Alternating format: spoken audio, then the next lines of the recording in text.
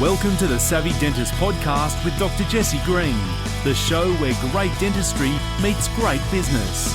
Listen in each week as we bring you an inspiring person who will share their story, ideas and business techniques to help you create a practice and a life you love.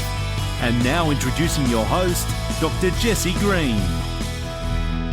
Welcome back to the Savvy Dentist Podcast, the show where great dentistry meets great business. Today it is episode number 137 and we are going to be having a conversation about time, procrastination and how to get stuff done. My guest today is an expert when it comes to overcoming procrastination. He's an expert at getting stuff done. He's the author of two fabulous books. The first one is called The Discipline of Now. The second one is called One Moment in Time. And this particular guest has done 28,000 individual coaching calls with his clients globally. Welcome to the call, Eric Twiggs. How are you today, my friend? I am excellent. Thank you for having me on your show. Oh, look, it's an absolute pleasure to have you here, and I really appreciate you taking the time out of your evening, actually, because you're coming to us all the way from Maryland, and I know that the time difference makes it an evening call for you, so thank you so much for taking the time out of your evening to come and hang with us. Oh, it's my pleasure. Eric, I wanted to ask you a little bit about how you got started in your work, because it's not what you would normally put on your high school career list to think about in terms of, I'm going to help people overcome procrastination and get more stuff done. Is it a case that you found a need in your own life that led you to this work, or is it something that clients directed you to? How did you get involved in the work that you do? I'm just curious to understand that. So you mentioned earlier about the 28,000 coaching sessions, and I've also supervised different managers. I mean, I've had 500 people working for me. And so here's what I noticed, and this is really what motivated me to continue to dig deeper. You can have two people, right? You can have one person that's a good performer, somebody that gets good results, and then you can have another person that gets great results. And what I found is that typically the level of know-how is the same or similar between the person that gets good and great results. What separates the good from the great is that the great, they have this ability to do what they need to do, whether they feel like it or not. I found that just in all my dealings with people, that's the great differentiator. And that's what really has motivated me to want to dig deeper to figure out, how do you get that discipline of now? So that's a really good question, because I was listening to an athlete the other week talking about their athletics career. And they were talking about the fact that there were so many times they didn't want to train.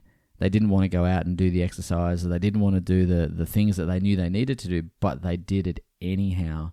And how is it that someone has the steel or the grit or the resilience to push through that? Is it innate? Is it learned? What's your observations of working with all these people?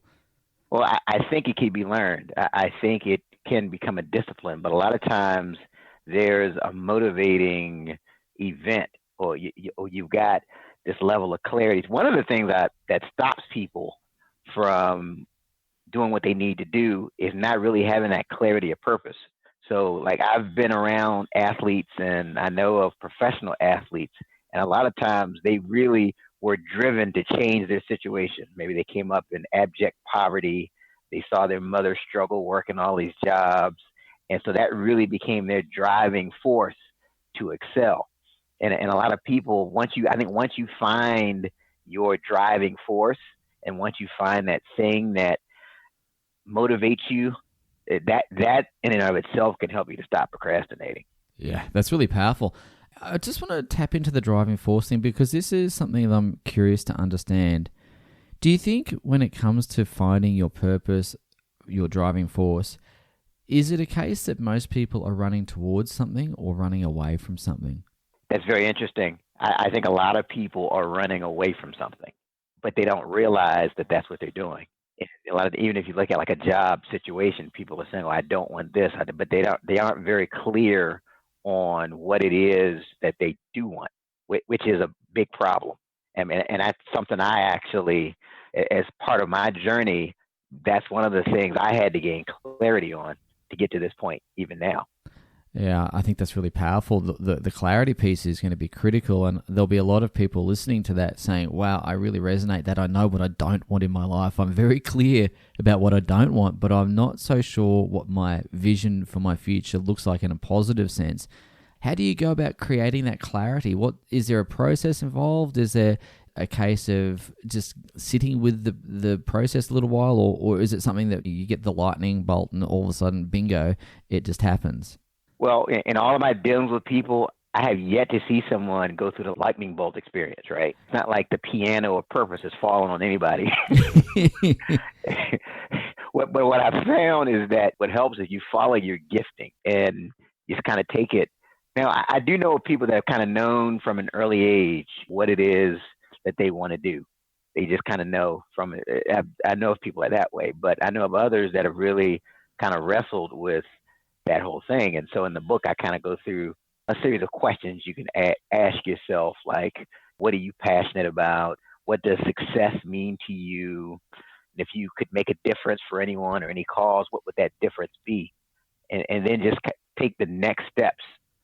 And that was really me. So like for me, I knew one of the things that I always felt passionate about was public speaking. Of all the jobs that I had in corporate America, whenever I was presenting, that's really when I felt like I could do this all day, every day, even if they didn't pay me. And then I just followed that. I joined a Toastmasters International Speaking Club. From there, I went to the National Speakers Association. From there, I found a coach. From there, and from there. That's what I teach people, to really follow that gifting and follow that passion to find your purpose. And I guess it's the case, Eric, that you can't always see the final destination, but it's that taking one step after the other. The old saying that you don't need to see the top of the staircase to take the first step. Is that something that you would agree with? Absolutely. So one of the things that causes people to procrastinate is this whole perfectionism piece. You have to, and I wrestled with it when I was in the process of writing this book. You want everything to be perfect. You want to have all of the answers before you move forward. And one of the things I teach people is that you can't allow perfect to become the enemy of progress. Yeah, so true. And it's really interesting, Eric, I was having a look on your website and you discuss a couple of different behavioral styles or personality types, and you spoke about the analytical person, and you used the book case as an example. If you're the analytical sort, you're the sort of person that likes to have the chapter outline, the key points marked in before you start. And as someone who wrote a book as well, I totally resonated with that, because I was exactly that person. When I wrote mine, I had the chapters outlined and all the rest of it. And if I got lost, it caused me a massive sense of confusion and then, not surprisingly, procrastination, because I wasn't clear about where I was going. So we've got so far that perfectionism and a lack of clarity can upset the ability to get things done and lead to procrastination. What else leads to procrastination? Is it a case that we're trying to do too much? Is it a case that we've bought into the Kool-Aid, that we've got to hustle every moment of every day? What do you see as causes for procrastination in today's world? Well, one of the big causes is fear. I would say fear is a leading cause. And so I do these workshops with groups across the country and different places, and that's usually the thing that comes out. Number one, that people are usually afraid of something. So it's fear of success, it's fear of failure, it's a fear of the unknown that keeps people from moving forward. A lot of times you don't realize that that's what's holding you back. That's really powerful. And in my own life, I think for me, the fear that sometimes causes me to procrastinate is the fear of letting people down. And going, if I do something that's not good enough and I let people down, I then sit on it, and then comes perfectionism, and then comes so on and so forth. And all of a sudden, a week, a month, a quarter's gone by, and I still haven't made progress. Right, exactly. Yeah. So, okay, well, if we've understood that procrastination is the enemy of progress, and we understand that we want to get things done. And in today's world, in any business, our audience is predominantly people who own and operate a business. There'll be people who listen to this podcast who might be in a job situation, but no matter what role someone's in for this particular podcast, there is a need to produce. There is a need to get things done, because, of course, our value is measured by our output. And I'm curious to understand then, if we understand why we get caught up in procrastination, how is it that we then recognize that in ourselves? Firstly, how do we bring awareness to that? And then once we've got awareness, what do we do next? So yeah, awareness is one of the themes, overarching themes in the book, as far as really becoming aware of the things that trigger you to procrastinate, whether it's perfectionism, whether it's fear. And then in the later chapters, I go through what I call the procrastination prevention pyramid, which it's, if you take these different steps, when you get to the top, you'll have overcome procrastination if you follow the steps. What would be a couple of those steps to get started with, so people listening can take it the first 1 or 2 steps in that pyramid? So the first step is your attitude. It's really the foundational step in the pyramid. And I've come up with this just based off of the different 28,000 plus coaching sessions. So really monitoring how you talk to yourself. And if you say things to yourself like, I'm always late, I always procrastinate, I am such a procrastinator, we tend to act out in accordance to who we believe we are. And if we're saying words like, I am a procrastinator, I am this, you're going to continue to do that.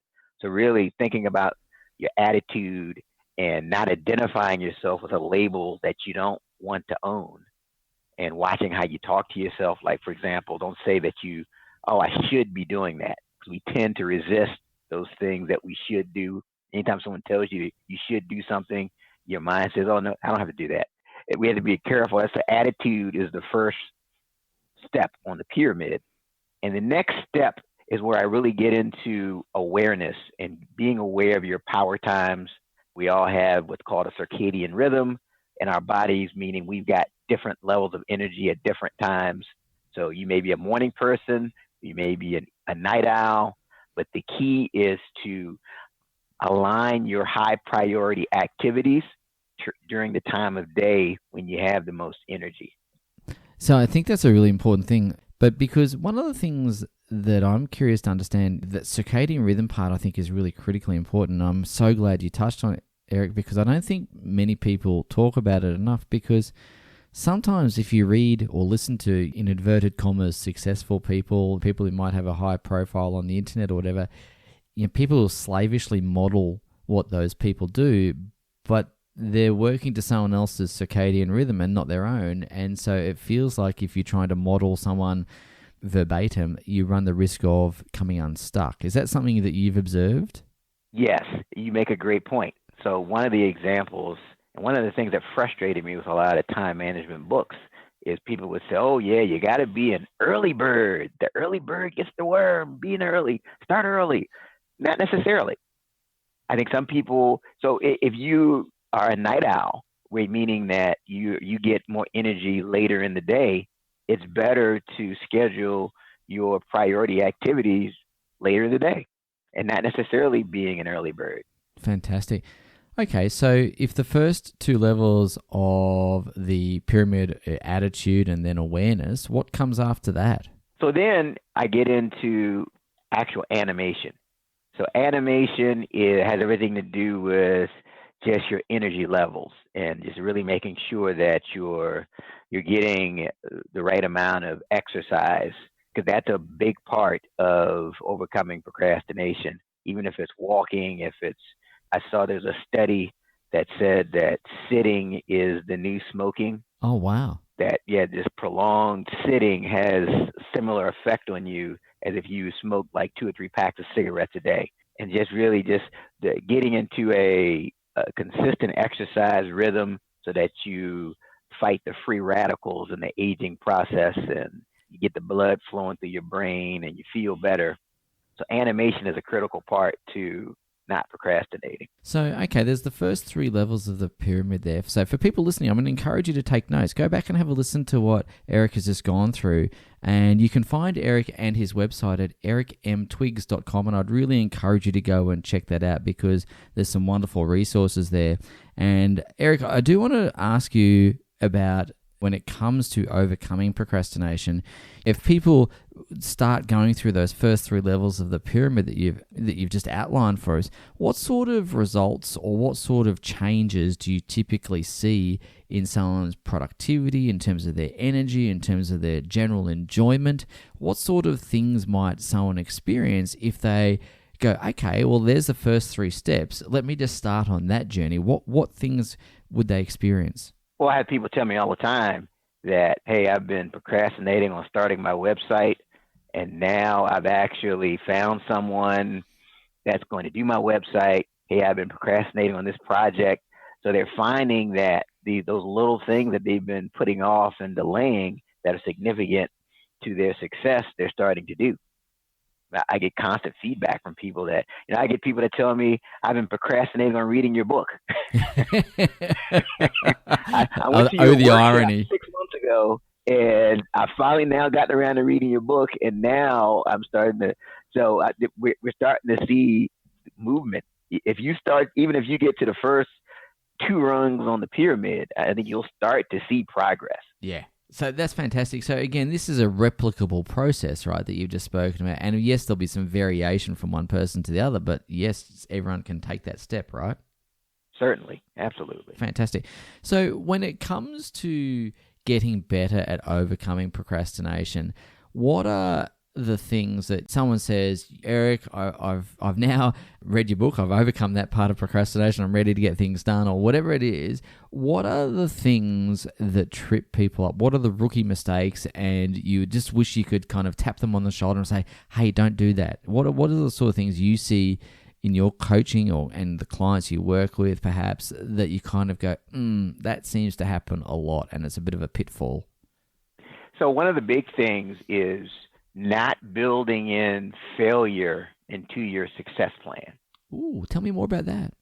So what I mean by that is that, let's say you say you're going to go to the gym 3 nights a week, and then as soon as you miss a night or 2, you get discouraged and you stop.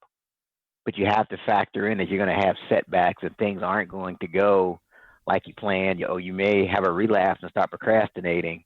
But the key is not to stop, is to stay focused. So that's one thing. The other thing is taking on too much.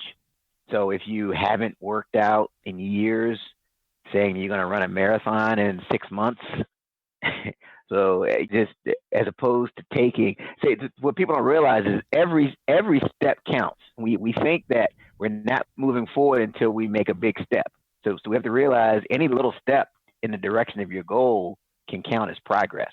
So a step, you may not have everything figured out, but picking up the phone to call a certain person is a step in that direction. So I really like that, Eric, because I think that's important, isn't it? Because sometimes if I haven't worked out for a long time and I want to run the marathon, and maybe in 6 months that is too big a hurdle to overcome, but perhaps just getting fit in the first instance or walking around the block a few times is a good start to getting things done. So I guess what I'm hearing you say is recognize the progress you do make. Yes, exactly.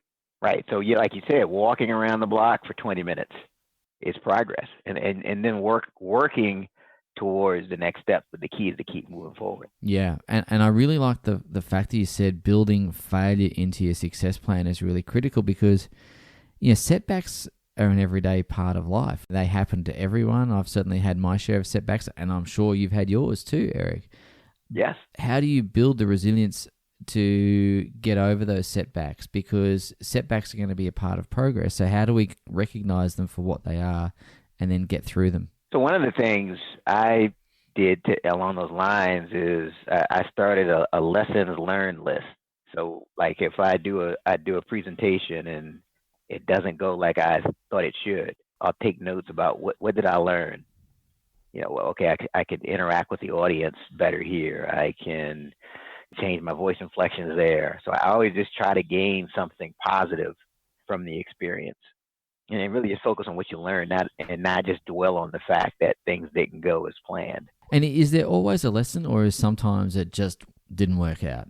I mean, I think there's extreme cases where you just were the victim of bad luck. Yeah. Yeah. But either way. But I would say that's rare, where it's just just wasn't your day. But I think in most cases, there's something.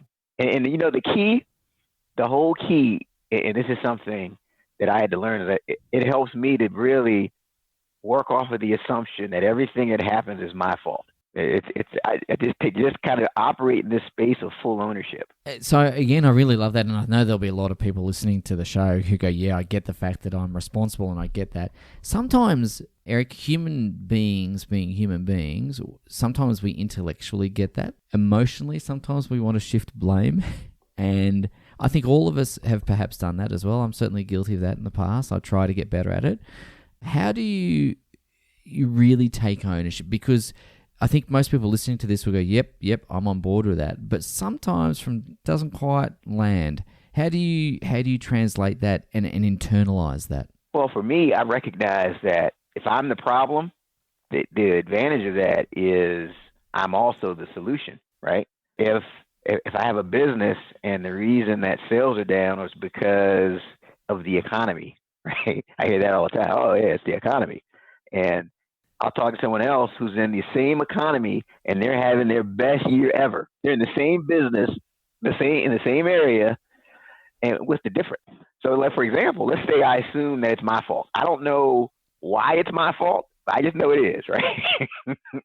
I don't know. So that'll motivate me to hire a coach. But if I think it's the economy, why would I hire a coach? Yeah, it's not my fault. Exactly. And the thing is, for all of us, we can't see ourselves swing, can we? It's like playing golf. You can't see your own golf swing. And Tiger Woods, when he was at the peak of his game, he had 5 coaches. And so for all of us, we tend to have blind spots. We all have things that we don't observe. So I think you're right, having an external observer there. And that stems from understanding that it is my fault.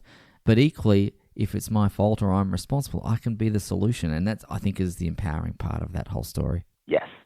So I read on your website, and you've got, again, some wonderful articles, some wonderful resources there. So for anyone listening to this podcast right now, I encourage you to head across to Eric's website. It's ericmtwiggs.com, and there's some wonderful resources there. And one of the articles I really liked there was, are you playing chess or checkers?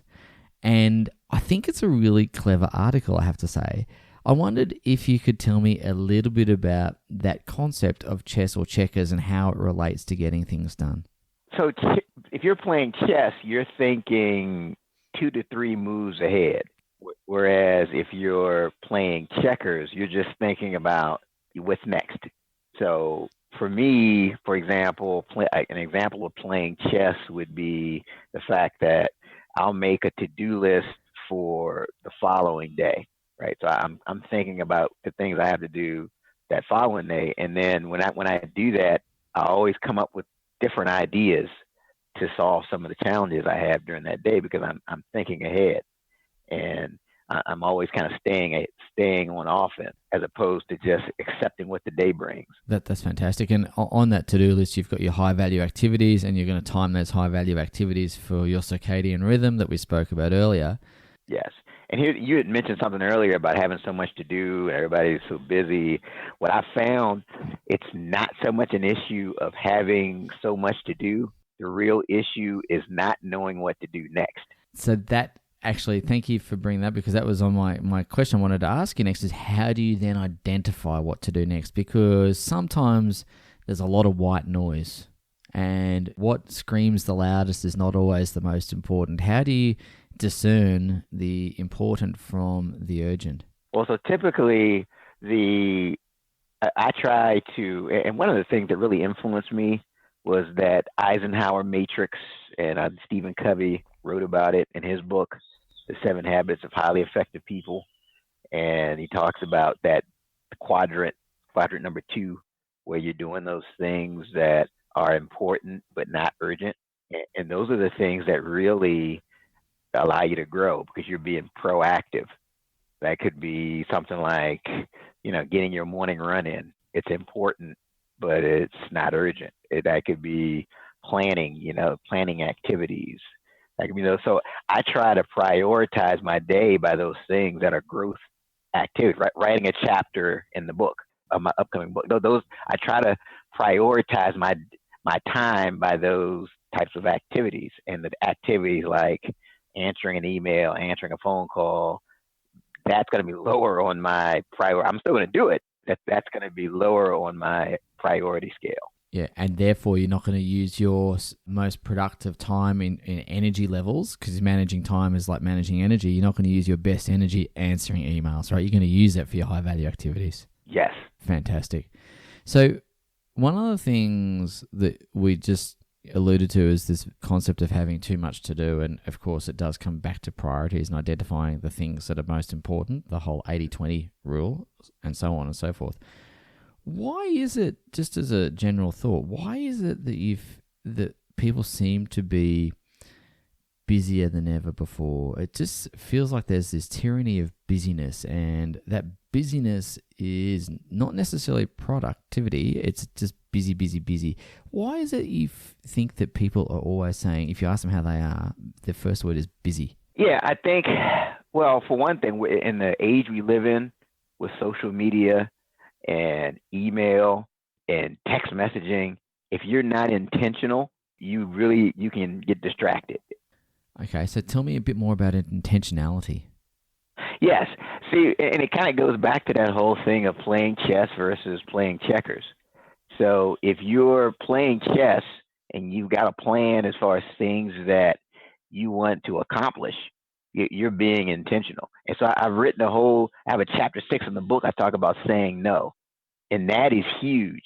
So as you get clear on what it is that you want and where you want to go, you really have to say no to those things that don't line up with your passions and your priorities. And then that takes some courage to not get sucked into FOMO, right? Right. So people are getting sucked into these things. They say yes to these requests because they feel like they would let the person down if they say no. And now you're doing all these different things. You're busy, but you aren't doing the things that are important and vital to your success. Yeah, fantastic. So, ladies and gents, if you have just tuned into our podcast, firstly, I'm going to say welcome, but secondly, I'm going to say please go back to the beginning and listen to everything that Eric has had to say, because he's shared some absolute gems, some pearls of wisdom around getting things done, because we live in a busy world, we're consumed with busyness, and what we want to be thinking about is how to get stuff done rather than being busy for the sake of being busy, and how to focus, how to prioritize, how to get things achieved and accomplished. So, Eric, some wonderful tips there. Eric, I would like to just ask you a quick question around next steps, because someone listening to this particular podcast is going to say, wow, there's some wonderful information. How do I synthesize that into a bit of an action plan for me? How do I turn this podcast into something productive and useful that I can then take away? So for people listening to this conversation, what would be step number one for someone to think about? So, one of the things, in the book, The Discipline of Now, in each chapter, I've got exercises. So before you move on to the next chapter, you actually have to go back and do the different exercises in the book. And if you do, like, for example, if you're someone who is struggling with finding your purpose, if you go through the exercises in the book, you will be much clearer and you'll be on purpose if you committed to doing the work. So that would be my recommendation. Okay. So, ladies and gents, please head across to Eric's website and have a look at those resources there, because I really commend them to you. I've had a really thorough dive through Eric's website, and I can tell you that the material there is absolute gold. Eric, you've been incredibly generous with your time today. I do want to just bail you up just for a few more minutes if I can, because I wanted to ask you a little bit about your own business, because some of the things that I've had to learn that I now teach in my own business came from my own mistakes, my own missteps along the way, and I have made a ton of mistakes. I'm curious to ask you, in your particular business, what has been a setback or a challenge you've had to overcome, and how did you get through that? Well, one of the things, like with my book, it took me 6 years to write a book about overcoming procrastination. Oh, that's hilarious. But you know what? Here's what I learned from that. One of the things I learned from that is, like, when you're writing, for example, not to write and edit at the same time. So that was one of the things that helped me up. And it kind of went back to, the whole thing about perfectionism, right? And so I got in the habit of just getting my ideas on paper and then going back and editing, and that really helped me to move forward. So that was definitely a learning. That is absolutely gold. I love that. And as I shared with you a moment ago, when I wrote my book as well, I can completely relate to that. I was sweating over punctuation as I was going. I was sweating over whether I should use an and or a the or whatever. And by the time I gave it to the editor, all of that editing I'd done on the fly probably got changed anyway. So it's funny. I don't mean to laugh at your expense, Eric. It's just that I can relate to that very, very, very well. All right. So, Eric, what are the things that you think that are going to be coming forward for business owners? As business owners, what things might challenge us in the future when it comes to procrastination, getting things done, or indeed anything else? Where do you see the trends, and what do you think we need to be on the lookout for? Well, I just think that the distractions are only going to get worse. As technology improves, you're only going to have more distractions. So you really have to discipline yourself. So I would the most basic thing you could do is to take your smartphone and turn off like all of those notifications, like when you get an email, when you get a social media post, or you get a social media update, when you get a text message. Just really eliminate those distractions. And one thing I would recommend, a good habit to get into, especially if you've got a project where you don't have an immediate deadline right in front of you, is to get into the habit of time blocking. That's where you take like a 30-minute window, you get yourself a kitchen timer, and you get into a place where you eliminate all of those distractions. And the pressure of having that deadline, because you know the timer is going to go off, will really help you to focus on the project at hand. So to answer your question is, it's only going to get worse as far as distractions. So you have to be intentional and eliminate those as best you can. Yeah, Eric, that's wonderful advice. And for everyone listening here, I wholeheartedly endorse that recommendation. Time blocking, I think, is a key strategy to getting stuff done. And even though most dentists listening to this podcast are going, yes, well, I've got my appointment book to keep me structured, but outside of the clinical work, there's all the business work, and that's where time blocking is going to be key. And giving some of your good energy to those business activities, the high value activities in your business, is going to be key as well. Eric, you have been a wonderful guest, and I thank you so much for taking the time out of your evening to come and join us today. For people who want to find out more about what you do, is there a resource that they could tap into that might just help them get on their way and start their journey? Well, yes. So you can visit my website at ericmtwiggs.com and pick up a copy of The Discipline of Now, 12 Practical Principles to Overcome Procrastination. But as an added bonus, I have a free video that it's the 2 powerful tips to beat procrastination. It's a 5-minute video where I share some additional tips. All you have to do is text into your phone the numbers 474747 and then type in Twiggs time, TWIGGS TIME, and the video is instantly yours.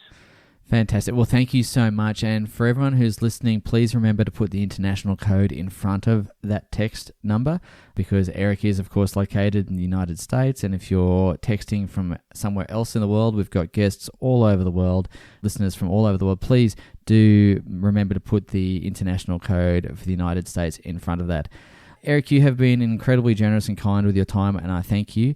So thank you so much for taking the time to come and hang with us. You've been an absolute gem. Thank you for having me on your show. It's been a pleasure. Ladies and gents, Eric Twiggs, please go and check out his stuff at ericmtwiggs.com. For people who are new to our show, please come and find us at our sister Facebook group called the Savvy Dentist Facebook group. It's a dentist-only Facebook group, and you can head across there by going to drjessegreen.com/Facebook.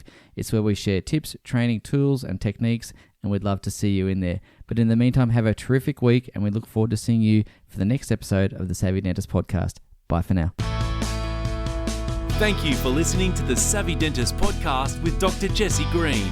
For more free tools and resources, join the free Facebook group. Visit drjessegreen.com/Facebook. And for more episodes, visit drjessegreen.com/savvydentist.